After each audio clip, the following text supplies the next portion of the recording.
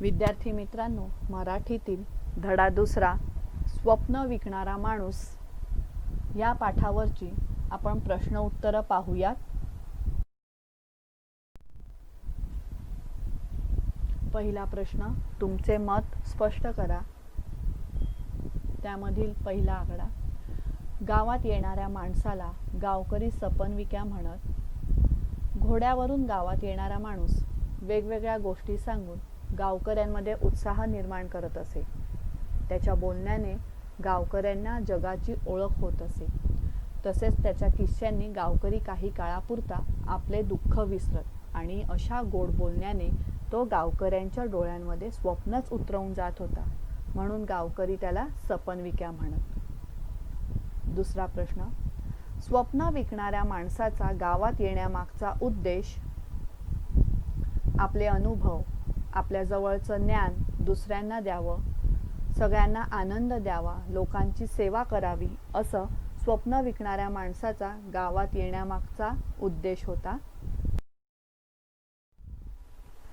प्रश्न दुसरा, स्वप्न विकणाऱ्या माणसाचे पुढील मुद्द्यांच्या आधारे 2-2 वाक्यात वर्णन करा. पहिला, स्वप्न विकणारा माणूस, त्याचा पेहराव, त्याचे बोलणे, त्याचे स्वप्न. त्याचा पेहराव, तलम रेशमी धोतर, त्यावर रेशमी जरीचा सैलसर कुडता, डोक्याला लाल पांढरा फेटा, डोळ्यांवर चष्मा व पायात चामडी बूट असा स्वप्न विकणाऱ्या माणसाचा पेहराव होता.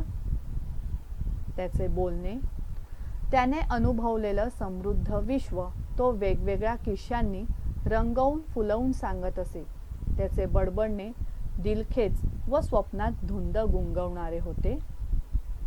त्याचे स्वप्न, आपले अनुभव, आपल्या जवळचं ज्ञान इतरांना सांगावं, दुसऱ्यांना आनंद द्यावा, लोकांची सेवा करावी, हे स्वप्न विकणाऱ्या माणसाचे स्वप्न होते.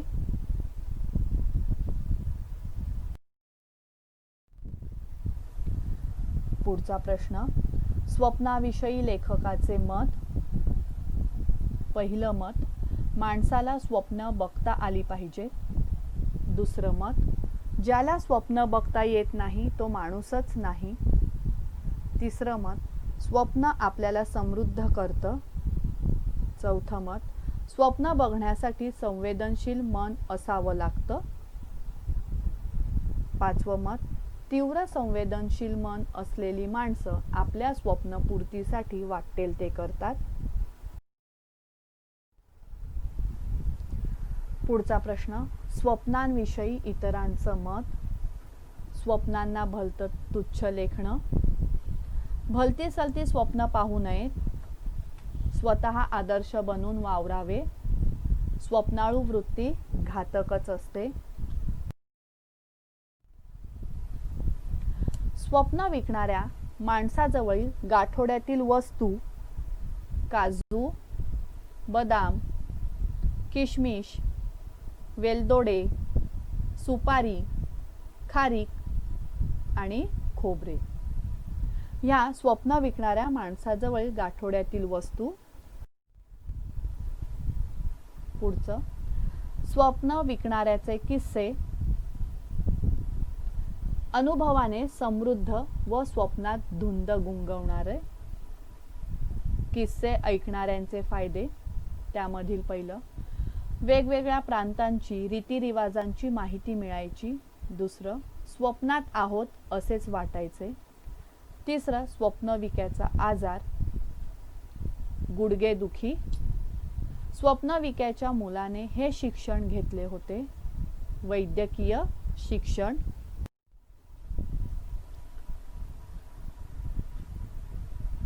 स्वप्नविक्याच्या ज्यावेळी स्वप्नविक्या गावात यायचा त्यावेळी गावात आल्यावर प्रथम तो काय करत असे याचा ओघ तक्ता पाहूयात. पहिला आहे पिंपळाच्या पारावर थांबणे. दुसरं, पाराला असलेल्या लोखंडी कडीला घोडा बांधणे. तिसरं, घोड्याच्या पाठीवरचे मखमली गाठोडे जवळ घेऊन चामडी पिशवीतील पाणी पिणे व पारावर बसणे.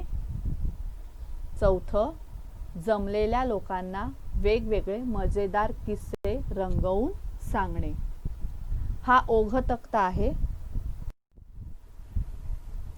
त्यामधील समानार्थी शब्द वृत्ती, स्वभाव, कुतूहल, उत्सुकता, मती, बुद्धी, प्रांत, प्रदेश, ढब, लकब, आठवण, स्मरण.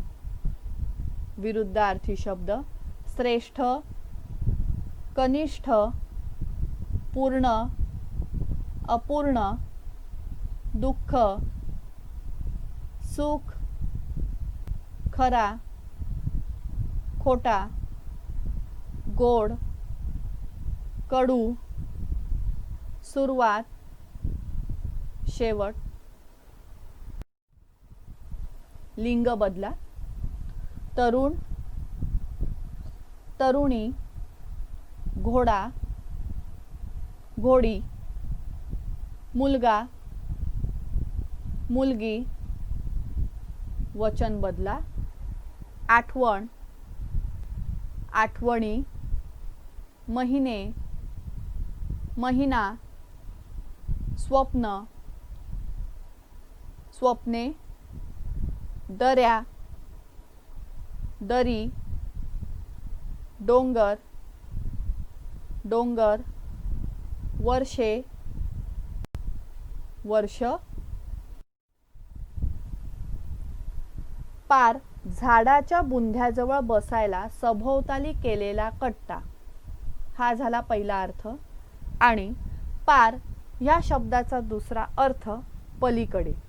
असे पार या शब्दाचे दोन अर्थ होतात. पुढील शब्दांचे प्रत्येकी दोन अर्थ बघूयात.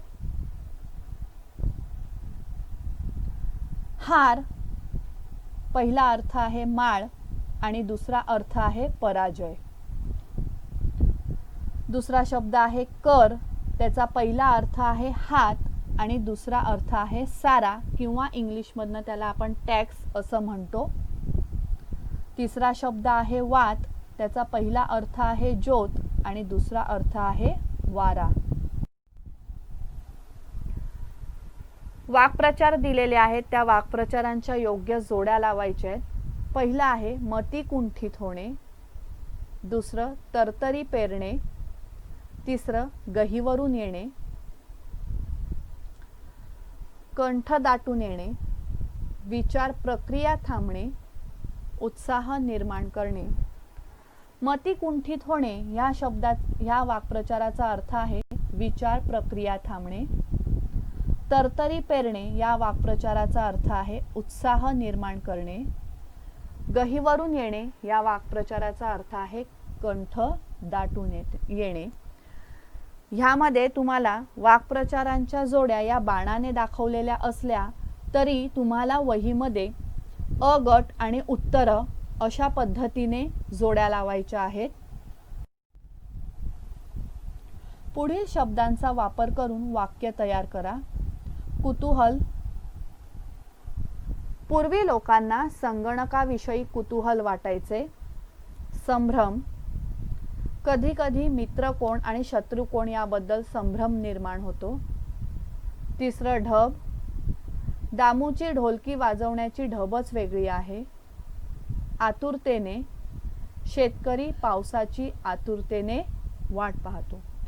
विद्यार्थ्यांनो, या शब्दांपासून ही मी वाक्य तयार केलेली आहेत. तुम्ही हे शब्द घेऊन दुसरी वाक्य तयार करायची आहेत. इथे आपला प्रश्न उत्तर हा भाग संपलेला आहे. धन्यवाद.